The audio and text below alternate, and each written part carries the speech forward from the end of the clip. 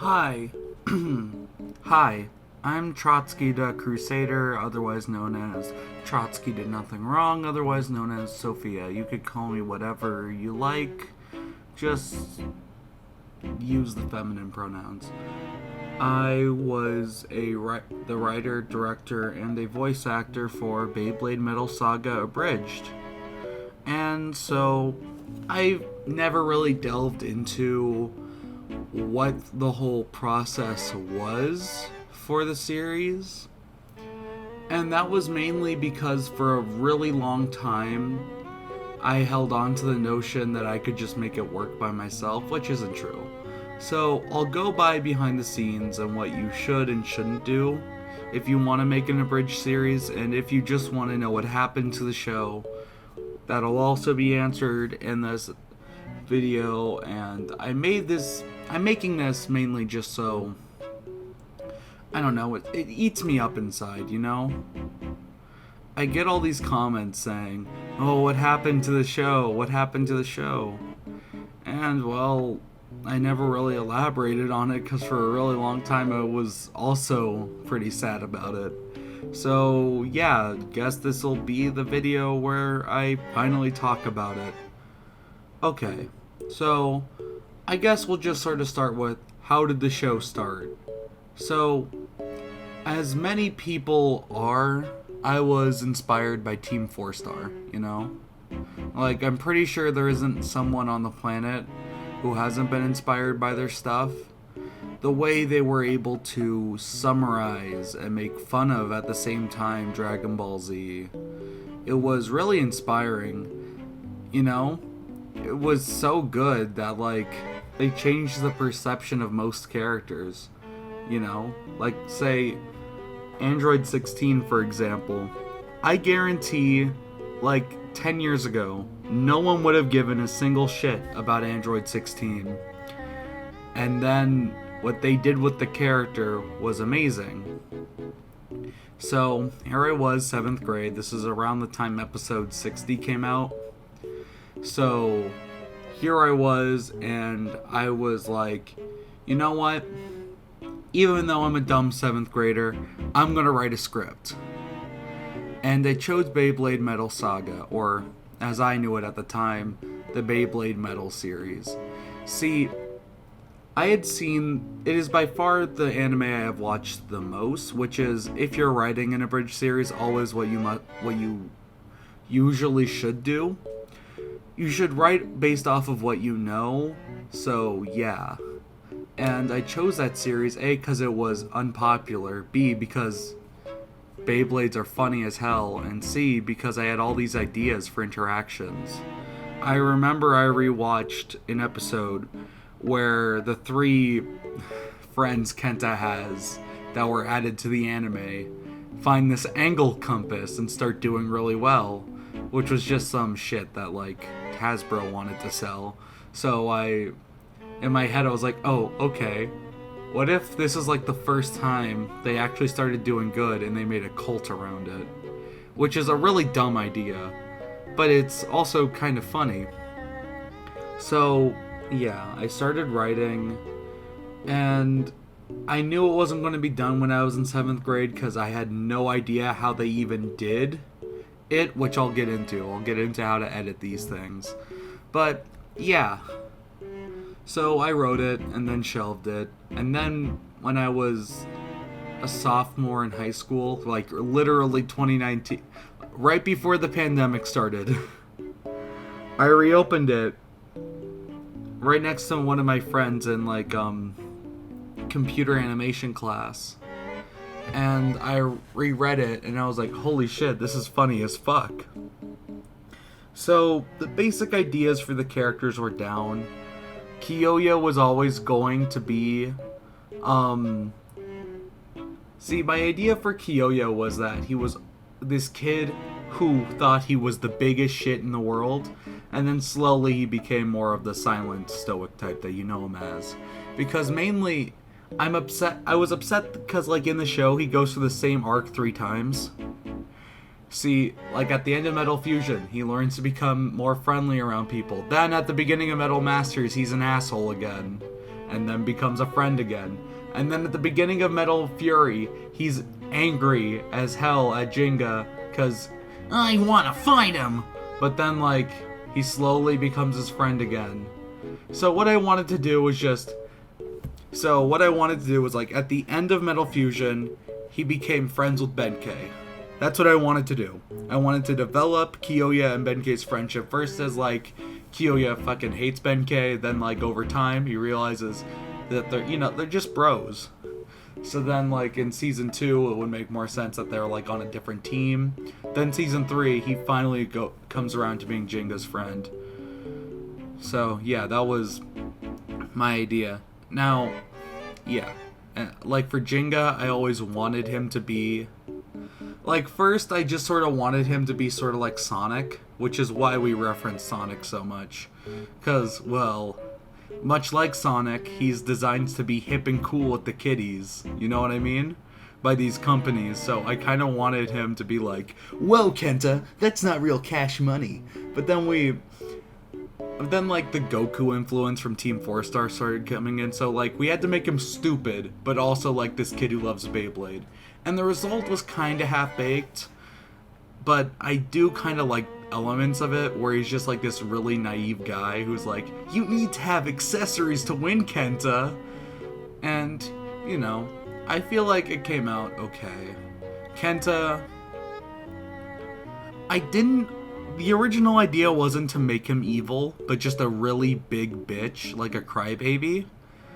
And then I just thought, you know what, it'd be funny as hell if we just had him be, like, evil. Because, like, in Season 3, he, like, ends up joining with one of the main villains. So it's like, instead of, like, in the original series, oh, I gotta get this guy on Jinga's side, or else the world will die. It's like, fuck you guys. He has the power. You know. And I know turning good characters evil is, like, a staple of the abridged series, but, like, honestly, I just thought it would be really funny, and I think it worked out, especially in episode 1, how they act towards each other. And yeah, also huge shout out to Arashi. Without him, the series literally wouldn't be possible. He voiced Kenta and Doji. He had a very labor-intensive job, which is why he wasn't able to continue. And yeah, so enough about the characters. I'm going to talk more about the behind-the-scenes thing. As I was writing the script, I realized most of my friends didn't really want to do it. So Arashi found some people online, some voice actors, and I was very nervous around them because I was 16 and they're all like, yo, yeah. And because, like, the thing is with an abridged series, you kind of can't pay anyone because it's non-profit, right? If you start monetizing that shit, immediately you get sued. So I couldn't pay any of them, so I felt really guilty. So we eventually just found some people who were like bros. We found Kirishi, who like voiced Benkei, and Madoka. He was really good. And yeah, episode 1 was pretty good. Like, production-wise. Like, it was the first video I've ever edited. Obviously, it looks like shit. But, like, if you get past that, the amount of sound effects I put in, I rewatched that video over and over and over again to make sure the ambience was right, to make sure that everything was listenable. That's another thing.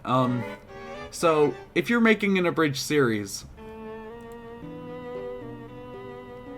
if you're not really into editing, I would say don't be the editor. That's something a lot of tutorials on the internet sort of skip over. Like, you'll have this guy who's like, yeah, let's make this abridged series. Oh yeah, I'm like one of the voice actors and the editor. It's cool though. And the thing is that I do like editing, but editing's a pain in the ass. It's sort of like, I don't know, it's like raking leaves. Oh, technically this is fun, but I'm also working my ass off for leaves. You know what I mean? It's like that. That's like editing an abridged series. Also, there were problems, like originally the Benkei voice actor was going to be British. So there's a lot of leftover jokes from that. Originally, there was... So in episode 1, you'll notice that Benkei says, "Run, boys! A man with that much free time is a neat," which is... Neat is a British word for not in employment, education, or training. So it'd be really... So, like, imagining a British person saying that would be funny to me. But then we got this American guy, so it's just like, "Run, boys!" It's just like, it's weird. But, like, other than that, I think episode 1, production-wise, was pretty fun. But episode 2 is where things went downhill. Okay, so, aspiring writers out there, please make sure you are not the sole writer of your project. Make sure you have another person there with you. So, here's what happened.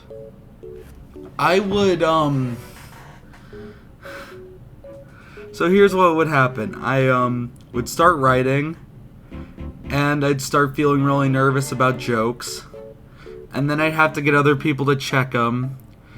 And yeah, it was a painful experience. Because the thing is that, like, I have no idea what's going to work and what doesn't. Unless there are people to bounce ideas off of. And while people did improvise jokes and I gave them writing credit for that, I was really the sole writer behind all of it.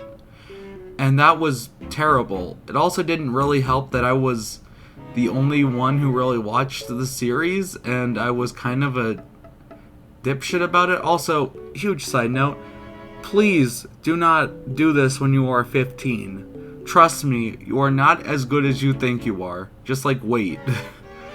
So, like, essentially I was like, no, you need to know the characters inside and out like I do. So, of course, no one wanted to write with me. So, instead of just saying...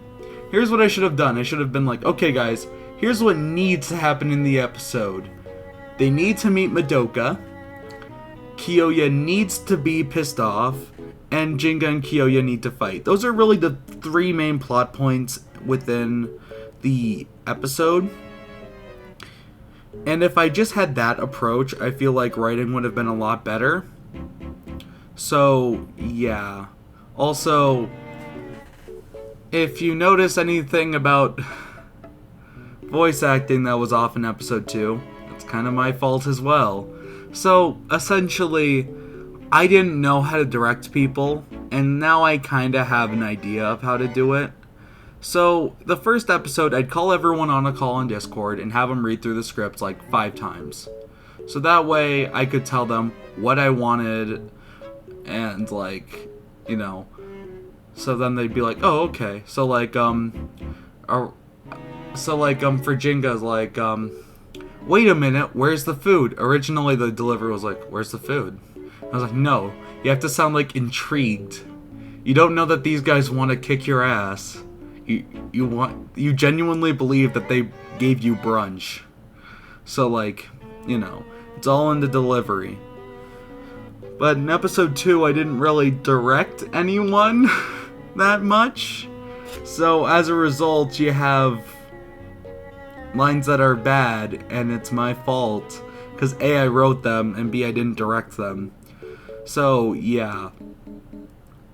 And I know it, and the main reason why I didn't really direct people that well was mainly due to the fact that I was nervous.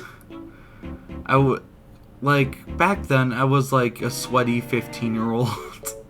So here's the thing. I, wrote what I thought would be funny, but I didn't really elaborate on it. So, the reason why, the whole Kenta Madoka thing never panned out is mainly because I didn't know how to write romance, and I was terrified of it. Because I was like... You know, I was like, oh god, what if this becomes offensive? And what I should have done is I literally should have just had... Because, here was going to be the main joke. Kenta Kenta really wants Madoka because he's lonely, and Madoka doesn't like him because he's A, evil, and 3, like a 5th grader. Like, also 2, because he like, you know, like, he's Kenta, come on, he's a loser. So, like, that was gonna be the big joke. And I failed, because there wasn't really enough oomph behind it. And I was, again, terrified of writing romance. So, yeah, that was a big problem. But, like, overall working on episode 2, I will say there are some jokes I like, especially with the whole Jinga and Kiyoya interacting. I feel like I couldn't have written that better. Like, written, sorry. Like, where, Kiyoya's just trying to hype himself up, like, you know, he, like, says, "I'm the best!" And Jinga's all like, "Wait, what's your name?" So, like, really... So, like, you know, I feel like I really accomplished what I wanted out of Kiyoya, that he's just this kid who thinks he's the shit. Like, you know, the kind of kid who would climb to, like, the top of the monkey bars and, like, flip everyone else off because he thought it was cool, like, in 3rd grade. And then, like, Jinga's just... He's literally just doesn't care about his existence, and that's perfect. Otherwise... Another problem I ran into, and this is a big one, so, like, just in writing, so Little Karibo, the father of abridging, he said the thing that made him want to write Yu-Gi-Oh! Abridged was the fact that, like, the fight scenes took too long, and if he just focused on dialogue, then the fight scenes wouldn't really matter, and that's what he excelled at. I didn't realize that till, like, after the show had already been canceled. So you have a lot of focus on these fights that are lame because they're just tops. And if you're an aspiring writer out there who wants to, like, make, like, Avatar abridged, it's okay to shorten fights. In fact, it's actually funnier. Like, for the Kiyoya versus Doji fight in episode 3, there's a good 20 minutes of footage I didn't use, simply because I wanted to skip to skip card obliterate. Also, I didn't really explain how the Lion Gale Force wall worked. Which, to be fair, in the original show, they just sort of say, "Oh yeah, when it's windy, he could use the wall." And then, like, in Metal Masters, there's like Kiyoya literally goes to hell in Metal Masters, and he uses it. And no one questions it, like... So, like, yeah. So, I mean... But I kind of consider that a failure. Also, Also, a kind of a problem I had... This depends on what kind of director you are, but... For me personally, with my experience acting... I always felt like it was better to improv some lines. So there was a lot of improv in episode 2, and because of that you get a lot of swearing, which kind of makes it really boring to watch at times. Also, let's not forget Madoka's crusty ass audio. Oh, good lord. I really tried to fix it in the shiny edition, but it's... Because, like, the thing is that, like... I was really afraid to ask for redos from Kirishi. And I was just like... Well, I didn't really know what to do with Madoka. She was a character added for the anime. And also, just so you guys know, like, in the whole in the manga jokes was, like, totally, like, a different thing. Like, the characters in the anime for Beyblade Metal Saga and the characters in the manga are totally different. So, like, but in the manga, Kenta works at the shop, and Madoka doesn't exist. But in the anime, Kenta doesn't work at the shop, and Madoka does. So, Originally, my plan was, I'm going to have these two idiots, one of which wants to see the world burn, the other of which is, like, too cool for school, and she's going to, like, ground him. But I didn't really know how to write straight men, like, the straight man character type. So it fell flat. Again, this would have also helped if I had a co-writer beside me, which would have been amazing, but, you know. But anyway, episode 2, I think it's probably the worst one. So yeah, let's talk about the final one I released. Episode 3 was pretty hectic. I mean, it was easier because the doji lines kind of wrote themselves, you know? But because of that, I wanted to extend the doji scenes. And yeah, the whole Benkei subplot. Again, if I just cut out a good 80% of the Beyblade fights, those episodes would be so good. But I didn't, because I didn't know that at the time. And because of that, you know, I get shit. Also, you might notice episode 3, the Jenga voice actor changed. That's because the guy who did it was like, he didn't really feel like it anymore. So yeah, another guy did Jenga. And then another reason why episode 4 didn't come out, he stopped doing Jenga. Yeah, the internal structure of my abridged series is sort of collapsing. And this is really kind of because I'm kind of a terrible leader. So yeah, yeah. Also, because it was like the middle of the pandemic and everyone was just sort of like, holy shit, my mom's dying. And I was like, hello, let's do Beyblade. So it's like, it was kind of tonal dissonance, tone deaf stuff. But yeah, I mean, even though I liked editing episode 3, I kind of hate that it's the last one we ever did. So now we're here. So as you could probably tell, my channel isn't about Beyblade Abridged anymore. I announced another channel, Trotsky 2, to do Beyblade Abridged. And you're probably wondering, well, wait a minute, why haven't you done it? And here's the simple answer. I kind of had to cancel it. I did it because it was causing me an ungodly amount of stress, and because I realized that I couldn't really edit my own videos and, like, the abridged series, which took hours upon hours of editing. Episode 4 is mostly complete, but it'll never see the light of day. And this is partially because of the VA for Tetsuya was kind of a dick to work with, so yeah. So yeah. Now, here's the thing. Will I eventually come back to Beyblade Abridged? Maybe. Now, after everything you've heard about the horror stories of, like, the behind the scenes and what it was like for me, why do I say maybe?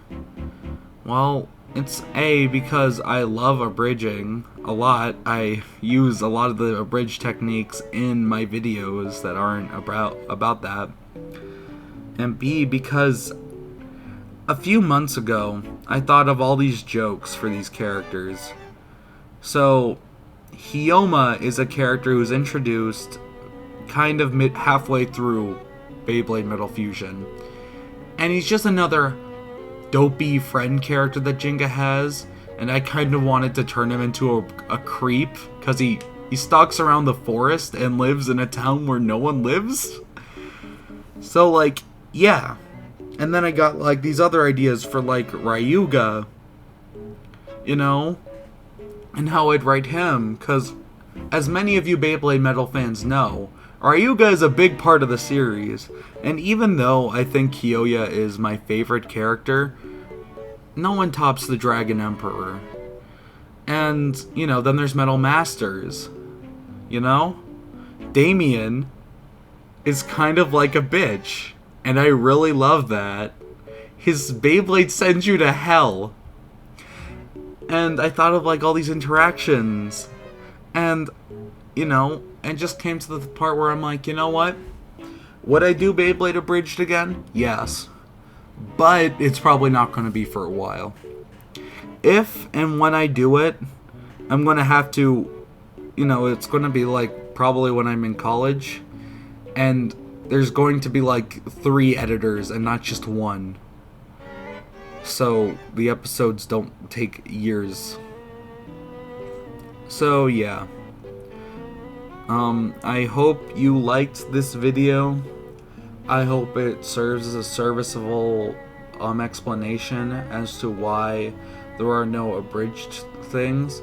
Also, if you're a writer for an abridged series, if this video stressed you out, I'm sorry. And honestly, follow your dreams, A lot of people say abridging is like a dead art form, and I don't believe that. As long as people keep creating and keep making, the art will never really die. And, I've seen a lot of new projects that are really funny. Hell, there's even a better Beyblade Abridged that, my mom kind of hates, but it's out there. And so, if you are watching this, is abridging going to take a lot of work? Yes. Is it worth it? Yes. Because even though I canceled my series, I still have scripts for up to episode 10, and I literally stopped everything I'm doing to record this. To record this video about an abridged series that I really enjoyed doing, even though I fucked up in a lot of places. So, yeah, if your editing doesn't look like fucking Dragon Ball Z Abridged, don't beat yourself up. The editor behind Dragon Ball Z Abridged literally had 5 years of experience before doing it. A lot of the edits he does on minor things are complex. Hell, you know what? You know the bare amount of editing you need? Look at episode 1 of my series. It looks like shit. But it's one of my most loved videos on the channel. It's not about the looks. It's about, really, the delivery of jokes. And if a joke doesn't work, it's okay. You could always try again. Lord knows I have. So, yeah. I hope... So, if you're an abridger, I hope you have a good day. And if you're not an abridger and just want to see my series again, it might come back in 5 years. Okay, bye-bye.